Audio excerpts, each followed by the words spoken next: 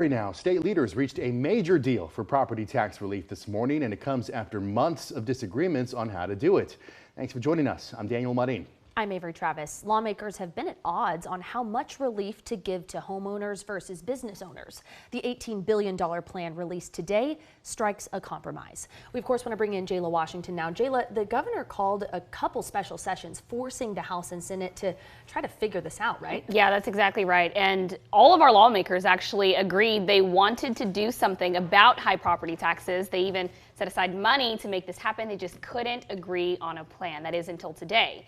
Now the question is, just how much relief will this really provide? Ow, come on. Jose Mata takes pride in maintaining his yard. For so long. He's lived in his Clarksville home about 30 years. I wish the value of the house would go down because I don't want to leave, but I might have to. That's because of high property taxes. Mata says he's paying over $14,000 a year now.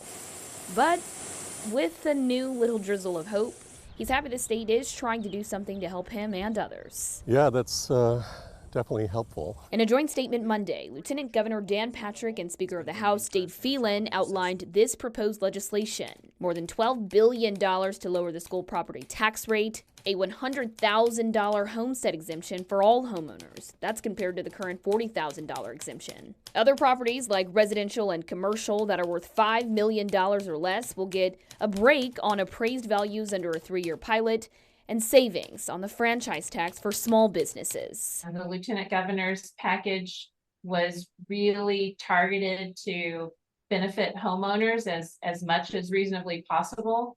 And the House package was trying to benefit all businesses and homeowners proportionately. So that's really where the rub was. And what they come out with is a compromise. And that is bad. Mata says his property taxes are already so high, he doesn't know if the new deal will make a huge difference for him. It's just makes it harder to think about retirement. But he will take what he can get. Okay, so this isn't a done deal yet. Both the full House and Senate have to vote on the legislation. The governor has said, though, he would sign it if the deal does reach his desk.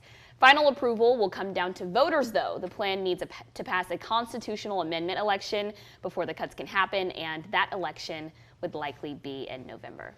All right, thank you very much, Jayla. And going in depth on this, since 1876, the legislature has proposed 700 constitutional amendments.